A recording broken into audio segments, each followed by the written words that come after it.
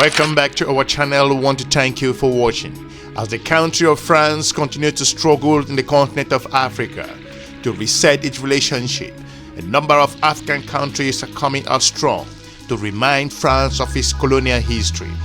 Most recently, the country of Algeria has demanded that France return historical items from the colonial era. If you look at the strategic relationship in regards to France and the country of Algeria, both countries have had a number of skirmishes with regards to their diplomatic relationship in a number of years.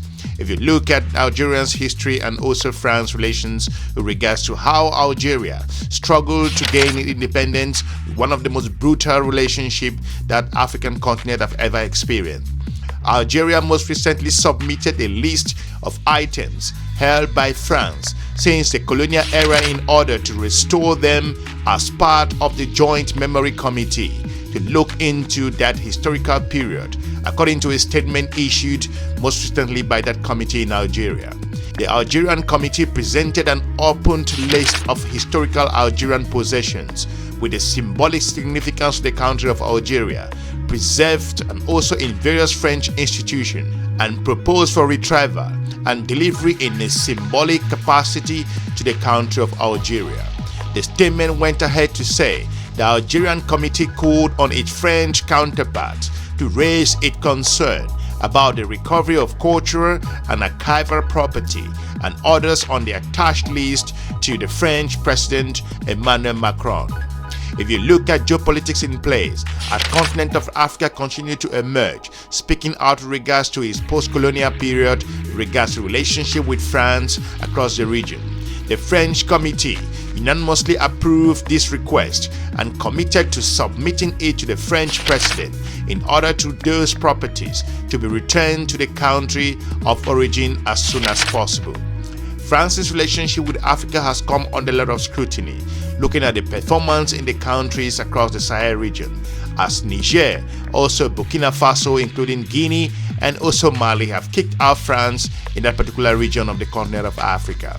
The continent of Africa is beginning to choose its own partners if you look at those particular perspectives.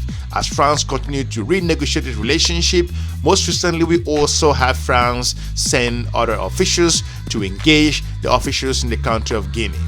Since its establishment in 2022, the committee has held 5 meetings talking about that in Algeria, the most recent of which was held last week, with the participation of 10 historians, 5 from each side, in order to look into that particular historical period from the beginning of colonialism in 1830s until the end of the War of Independence in 1962. As Paris and also Algiers continue to build relationship, which so far is not working with regards to other geopolitical aspects, as Algeria is leading towards Russia, building a relationship, as France's relationship with the country of Morocco is causing a lot of issue with regards to the Western Sahara question. At the Paris meeting in February this year, the Joint Committee agreed to recover all the property that symbolizes the state sovereignty belonging to the Emir Abdelkader, the IBN, the Mujahideen of 1808 to 1883, who it is in the eyes of the Algerians, the founder of the modern state and the hero of the resistance against French colonialism. As pressure continued to build to the country of France, in 2020, France returned the remains of 24 resistance fighters who were killed at the beginning of the French colonialism of Algeria, which lasted 132 years between 1830 and 1962.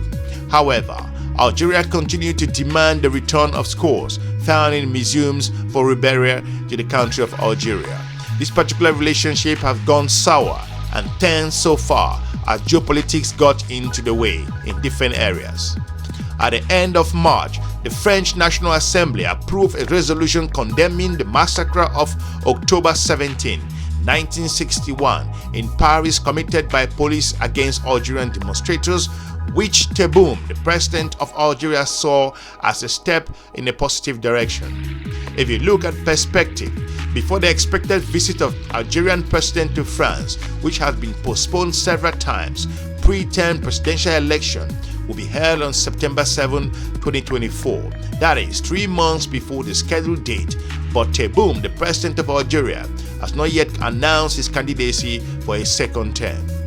As of December, Algerian Foreign Minister Ahmed Attaf considered the term of the visit unsuitable and then also mentioned 5 issues that must be resolved in advance between the country of France and also that of Algeria, including memory, mobility, economic cooperation, and addressing the repercussions of French nuclear tests in Algerian Sahara during the colonial period.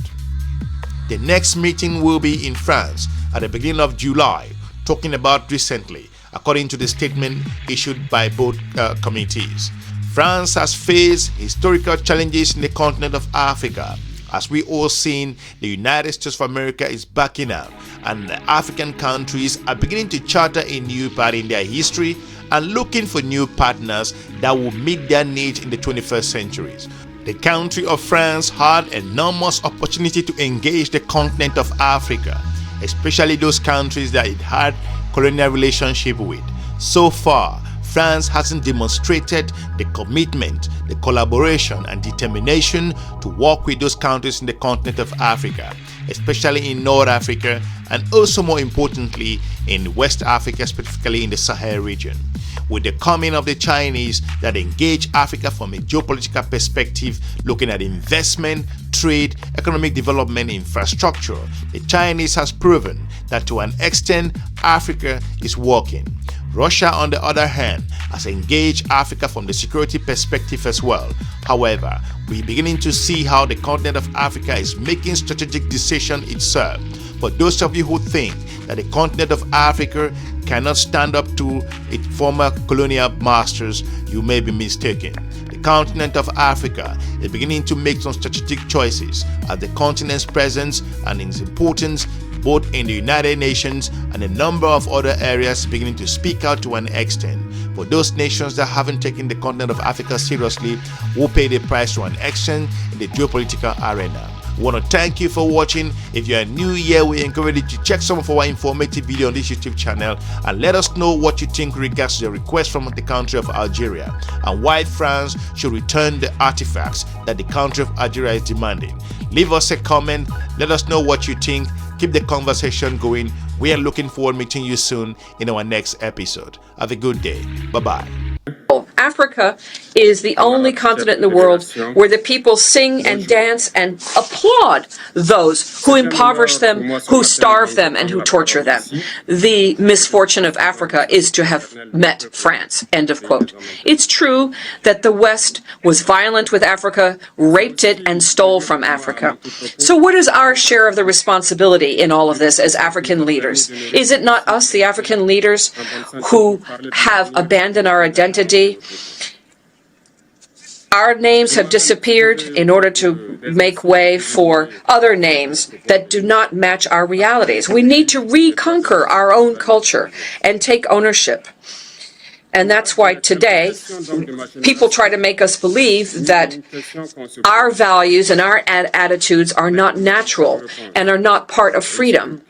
Now, what's just been described are very unfortunate labels used by the UN that can be summed up as follows: 1.2 million people who are in the depths of poverty, $2.2 billion of the United States money invested in weapons, 20 times the budget of the United Nations invested into nuclear, and all of these should be compared to issues of development. Africa gets from the IMF and the World Bank $34 billion vis-a-vis $160 billion invested in the West. The paralysis of the Security Council, the paralysis of the World Trade Organization, increasing tensions due to geostrategic repositioning. The World Health Organization, which is increasingly dominated by Western pharmaceutical companies, and trade interests. We see this, for example, with the priority attached in terms of trade to vaccines against COVID-19. The United Nations is more and more in the shadows of its own attempts of being taken hostage by a conglomerate of international powers. Now, by consequence of all this, the African people, generally speaking, and in the Sahel specifically, will fight tooth and nail so that ECOWAS and the African Union and even the United Nations become service institutions truly in the service of the peoples of the world for the profound emancipation of these peoples and true social progress.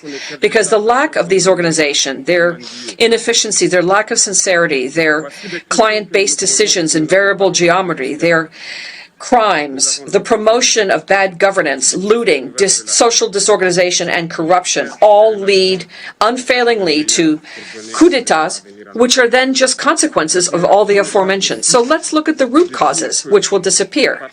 If we continue with this, putting our heads in the sand like the ostrich, with this hypocritical form of diplomacy, with state-sponsored crimes and organized crime, state-sponsored lies, constitutional lies, and the making heads of state for Africa, even the United Nations will not be spared this coup d'etat. In this regard, and in order to take our destiny in our own hands, Mali, Niger, and Burkina Faso signed the Partnership of the States of the Sahel, which is abbreviated as the AES.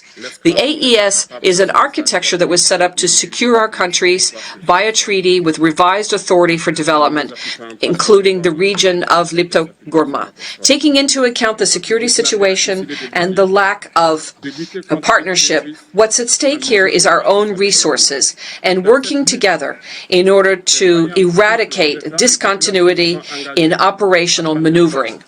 Mr. President, I say here with force and firmly, in an intelligible and highly spoken voice, the following. First, we African peoples are profoundly democratic. By way of proof, our attachment to human dignity goes beyond democracy. It transcends it. What we refuse is the lesser democracy, this trap of democracy, which has been extended.